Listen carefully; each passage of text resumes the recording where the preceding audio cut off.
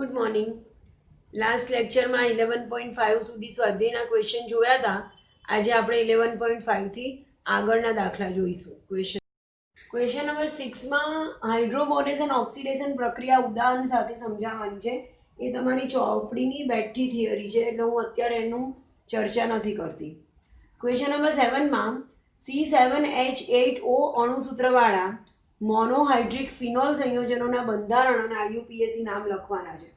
તો એક તો તમને એવું કહી દીધું છે કે મોનોહાઇડ્રિક ફિનોલ છે, એટલે બેન્ઝીન રિંગ પર OH અને ફિનોલ કહેવાય, અને આ મોનોહાઇડ્રિક કહેવાય, એક OH સમૂહ છે.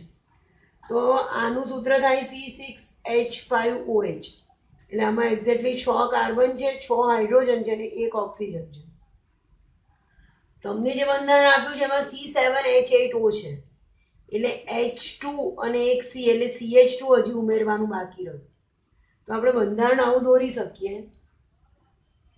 કે ફિનોલના એક Hનું વિસ્થાપન કરી નાખવું, એક H અહીંયાથી જાય તો એક નવો ક્રિયાશીલ સમૂહ જોડાઈ શકે. તો એક H જાય અહીંયા ઉમેરાઈ જાય તો CH3 ઉમેરાઈ જાય. તો કાં તો એ ઓર્થો સ્થાને CH3 હોઈ શકે, અથવા તો એ મેટા સ્થાને પણ CH3 હોઈ શકે, અને અથવા તો એ પેરા સ્થાને પણ CH3 હોઈ શકે. આને ઓર્થોમિથાઇલ ફિનોલ કહેવાય, 2-મિથાઇલ ફિનોલ અથવા ઓર્થોમિથાઇલ ફિનોલ. આનું પ્રચલિત નામ છે ઓર્થોક્રેસોલ. ફિનોલ પર CH3 હોય એને ક્રેસોલ કહેવાય. આને 3-મિથાઇલ ફિનોલ અથવા તો મેટાક્રેસોલ કહેવાય, અને આને 4-મિથાઇલ ફિનોલ અથવા તો પેરાક્રેસોલ કહેવાય. તો આ સંયોજનોના બંધારણ અને IUPAC નામ લખવાના છે. અહીંયા તમારે એક્ઝેક્ટલી લખવું પડે 2-મિથાઇલ ફિનોલ, આને લખવું પડે 3-મિથાઇલ ફિનોલ, અને આને લખવું પડે 4-મિથાઇલ ફિનોલ. ક્વેશ્ચન નંબર 8માં એવું પૂછે છે કે ઓર્થો અને પેરા નાઇટ્રોફિનોલ, આ ઓર્થો નાઇટ્રોફિનોલ છે ને આ પેરા નાઇટ્રોફિનોલ છે, એના મિશ્રણને વરાળ નિષેધનથી અલગ કરતા જે સમઘટક વરાળ બાષ્પશીલ બને તેનું નામ જણાવો અને એનું કારણ જણાવો. તો ઓલરેડી જ્યારે થિયરીમાં ભણાવતી હતી હું ઇલેક્ટ્રોન અનુરાગી વિસ્થાપન પ્રક્રિયા ફિનોલની, ત્યારે મેં આખો ક્વેશ્ચનનો આન્સર સમજાવ્યો છે. છતાં અહીંયા બહુ શોર્ટમાં સમજાવી દઉં કે જે ઓર્થો નાઇટ્રોફિનોલ છે એમાં બે અણુ વચ્ચે આંતઃ આણ્વીય હાઇડ્રોજન બંધ બને છે, અને પરિણામે એના ઉત્કલન બિંદુમાં બહુ ખાસ ફરક પડતો નથી. એટલે કમ્પેરેટિવલી એના ઉત્કલન બિંદુ પેરા નાઇટ્રોફિનોલ કરતાં નીચા હોય. જ્યારે પેરા નાઇટ્રોફિનોલ છે એના બે અણુ વચ્ચે આંતર આણ્વીય હાઇડ્રોજન બંધ છે કે જે પ્રબળ હોય. એટલે હાઇડ્રોજન બંધ પ્રબળ છે, આંતર આણ્વીય આકર્ષણ બળ પ્રબળ છે, એટલે પેરા નાઇટ્રોફિનોલના ઉત્કલન બિંદુ ઊંચા છે. અને બે સમઘટકો જે છે અને એને જો વરાળ નિષેધનથી અલગીકરણ કરીએ છીએ તો તમને વરાળ નિષેધન 11માં આપણે ભણી ગયા છે કે જેના ઉત્કલન બિંદુ નીચા હોય એ વરાળ બાષ્પશીલ બને, એટલે ઓર્થો નાઇટ્રોફિનોલ અહીંયા વરાળ બાષ્પશીલ બનશે. ક્વેશ્ચન નંબર 9માં ક્યુમિનમાંથી ફિનોલ બનાવવાનો છે. ક્વેશ્ચન નંબર 10માં ક્લોરોબેન્ઝીનમાંથી ફિનોલ બનાવવાનો છે.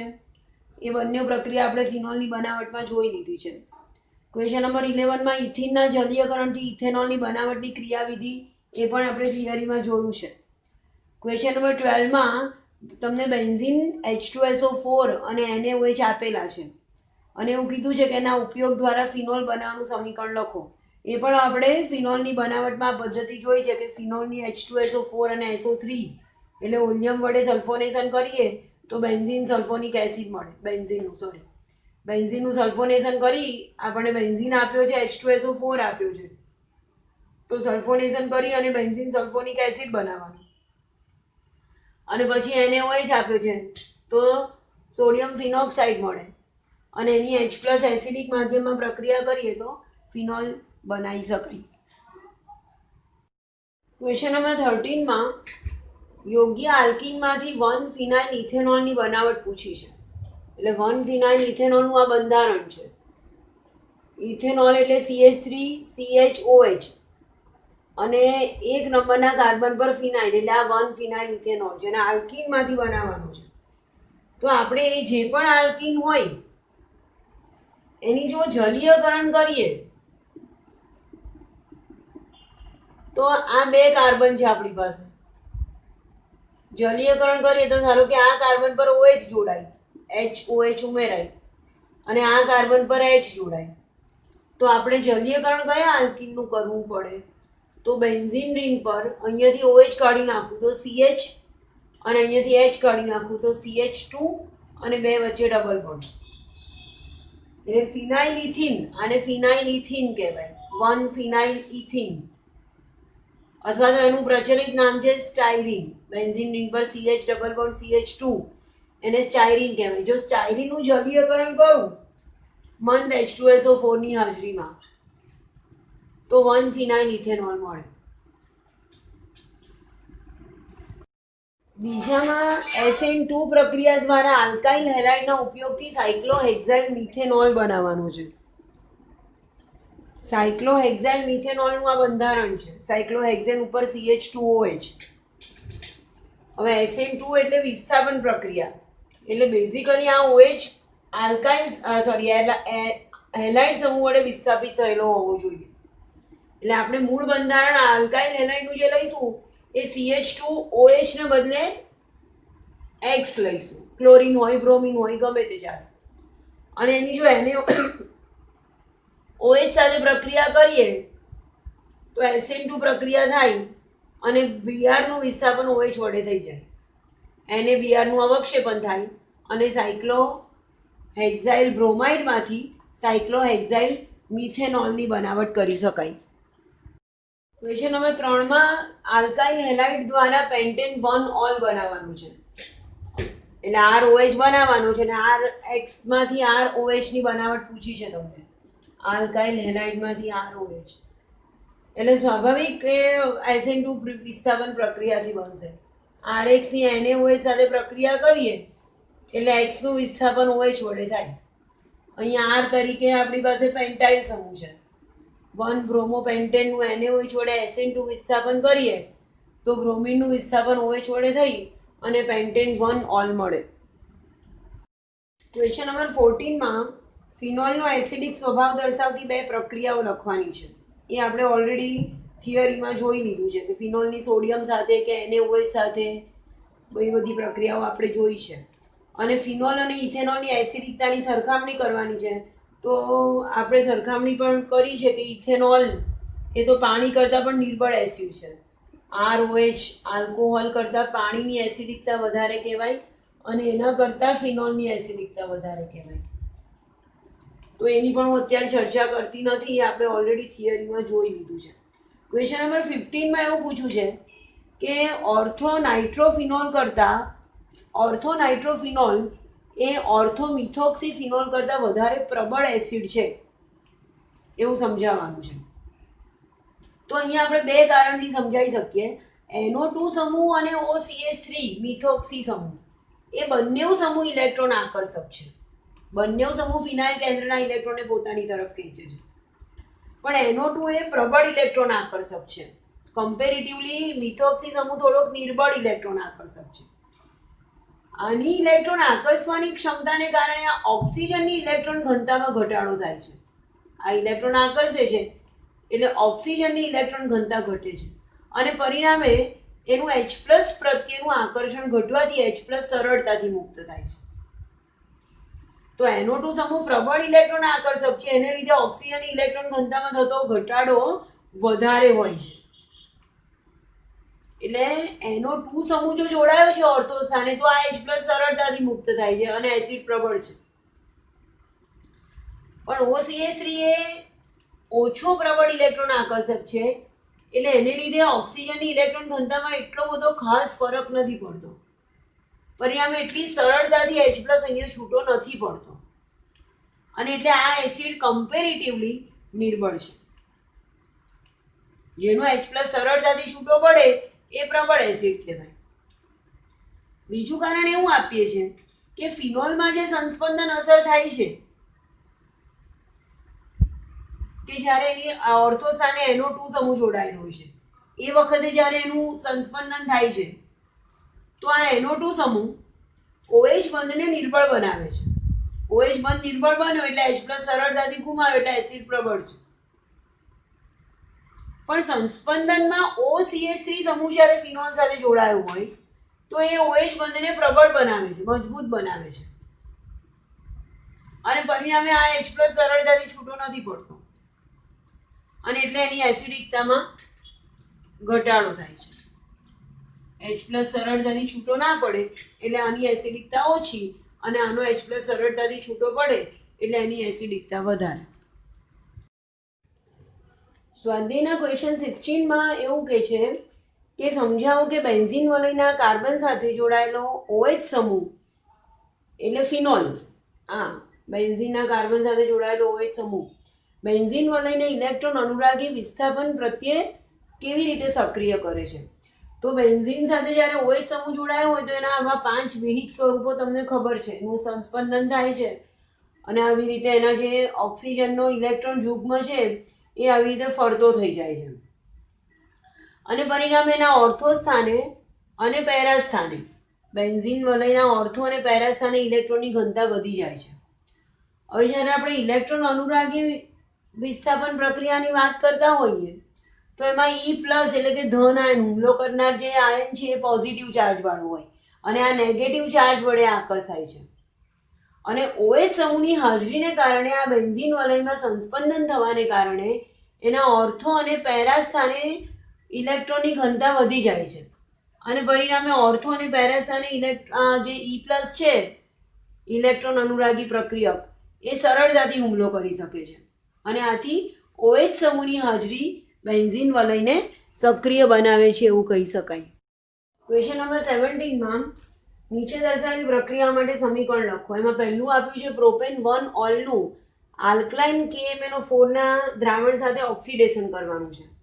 તો આ પ્રોપેન 1 ઓલ છે અને એનું આલ્કલાઇન KMnO4 વડે ઓક્સિડેશન કરીએ તો આપણને ખબર છે 1 ડિગ્રી આલ્કોહોલનું જો પ્રબળ ઓક્સિડેશન કરતા KMnO4 વડે ઓક્સિડેશન કરીએ તો આલ્ડીહાઇડ બનવાને બદલે સીધો RCOOH કાર્બોક્સિલિક એસિડ બની જાય. જનરલી આલ્કોહોલનું ઓક્સિડેશન થઈને આલ્ડીહાઇડ બને અને આલ્ડીહાઇડનું ઓક્સિડેશન થઈને કાર્બોક્સિલિક એસિડ બને, પણ જો પ્રબળ ઓક્સિડેશન કરતા KMnO4 નો ઉપયોગ કરીએ છીએ તો આલ્કોહોલમાંથી સીધો કાર્બોક્સિલિક એસિડ બને છે. તો અહીંયા આ RCH2OH નું ઓક્સિડેશન કરીએ તો RCH3CH2 RCOOH પ્રોપેનોઇક એસિડ નિપજ મળશે. એમાં બીજામાં એવું કીધું છે કાર્બન ડાઇસલ્ફાઇડમાં રહેલા બ્રોમિનની ફિનોલ સાથે પ્રક્રિયા, CH2 માં રહેલા બ્રોમિનની ફિનોલ સાથે પ્રક્રિયા આપણે શીખી ગયા, ફિનોલની ઇલેક્ટ્રોન અનુરાગી એરોમેટિક વિસ્થાપન પ્રક્રિયા. તો કાર્બન ડાઇસલ્ફાઇડમાં Br2 તો એનું મોનોબ્રોમિનેશન થાય, અને OH સમૂહ ઓર્થો પેરા નિર્દેશક છે એટલે પેરા સ્થાને બ્રોમિન અથવા તો ઓર્થો સ્થાને બ્રોમિનનું મિશ્રણ મળે. એમાં પેરા બ્રોમોફિનોલ એ મુખ્ય નિપજ કહેવાય અને ઓર્થો બ્રોમો અથવા તો 2 બ્રોમોફિનોલ એ ગૌણ નિપજ કહેવાય. ત્રીજી પ્રક્રિયા છે મંદ HNO3 ની ફિનોલ સાથે પ્રક્રિયા. તો ફિનોલની જ્યારે મંદ HNO3 સાથે પ્રક્રિયા થાય તો ફિનોલનું નાઇટ્રેશન થાય HNO3 સાથે, H2SO4 અહીંયા ઉદ્દીપક તરીકે વર્તે, અને ફરીથી ફિનોલ એ ઓર્થો પેરા નિર્દેશક છે એટલે ઓર્થો અને પેરા સ્થાને NO2 સમૂહ જોડાય. ઓર્થો નાઇટ્રોફિનોલ એ ગૌણ નિપજ અને પેરા નાઇટ્રોફિનોલ એ મુખ્ય નિપજ કહેવાય.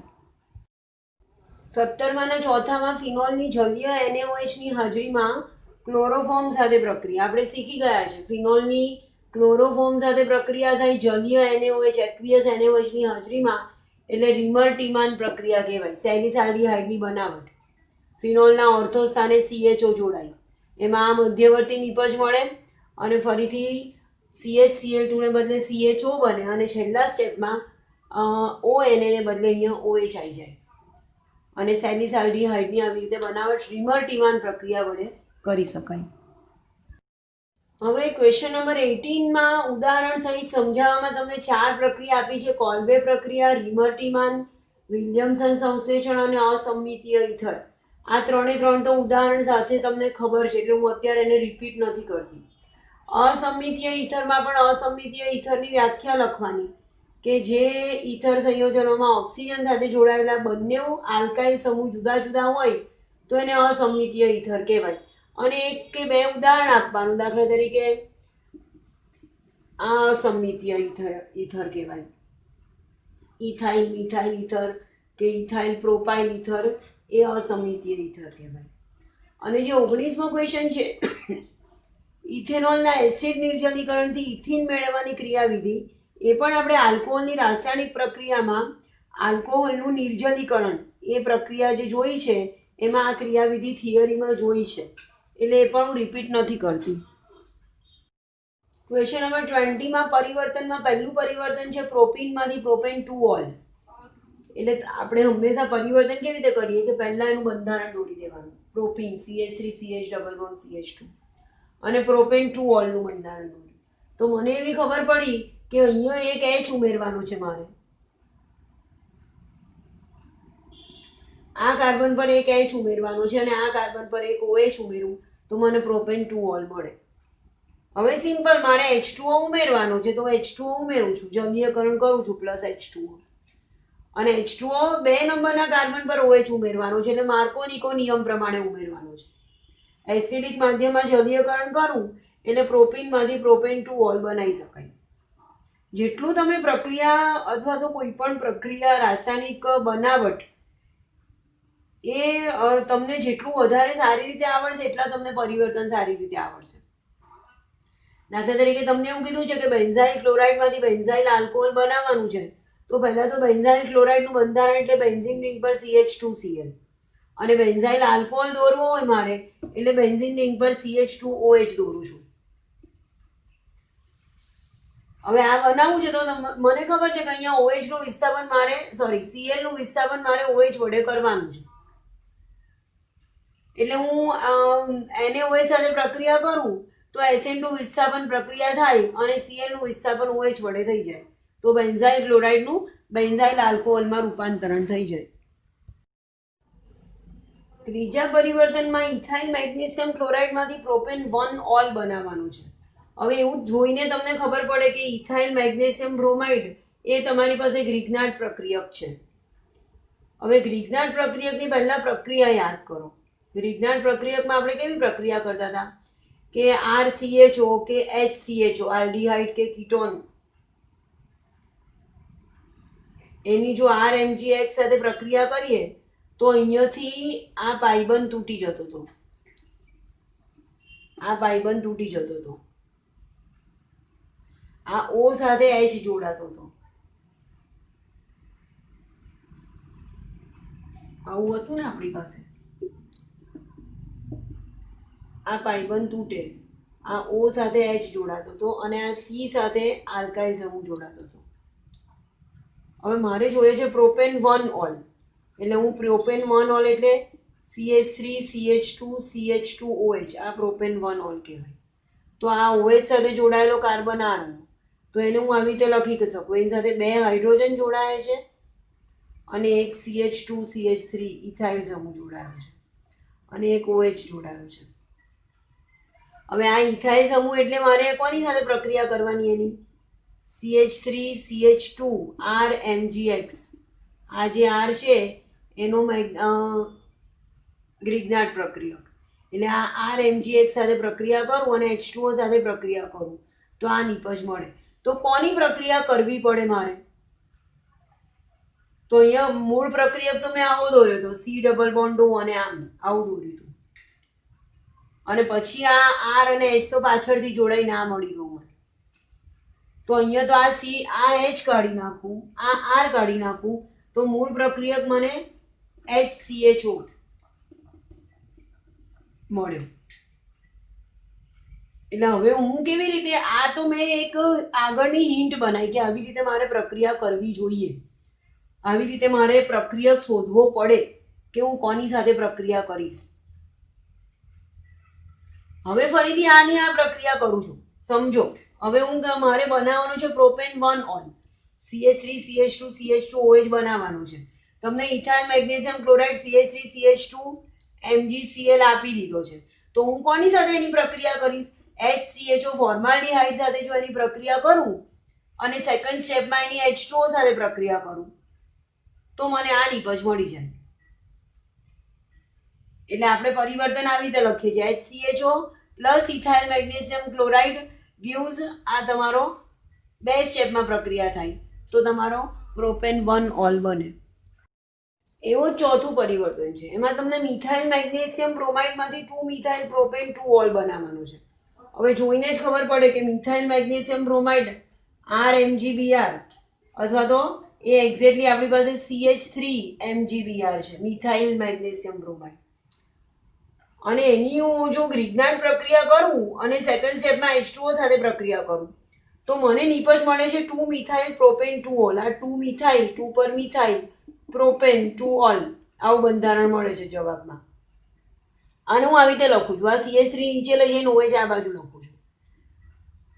હવે મને એવી ખબર છે કે જો મારે પ્રક્રિયક લખવો હોય અહીંયા તો શું કરવું પડે?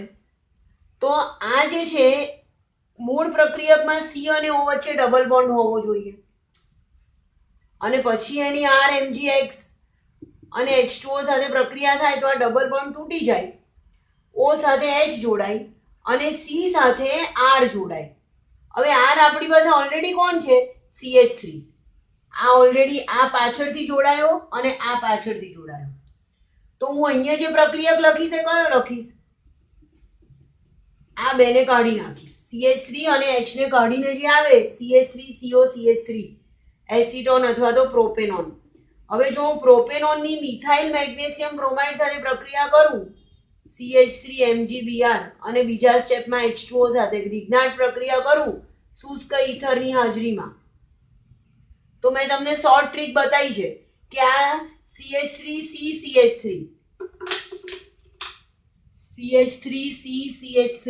અને ડબલ બોન્ડનો પાયબંધ તૂટી ગયો અને O સાથે H જોડાઈ અને આ જે કાર્બન છે એની સાથે આ R જોડાઈ અને આ જે નિપજ મળી 2 મિથાઇલ પ્રોપેન 2 ઓલ. એટલે આપણે પ્રક્રિયા પરિવર્તન આ પ્રમાણે નક્કી કરી શકીએ. નેક્સ્ટ લેક્ચરમાં આપણે સ્વાધ્યાયના જે બાકીના થોડા ક્વેશ્ચન છે એ પૂરા કરીશું. Thank you.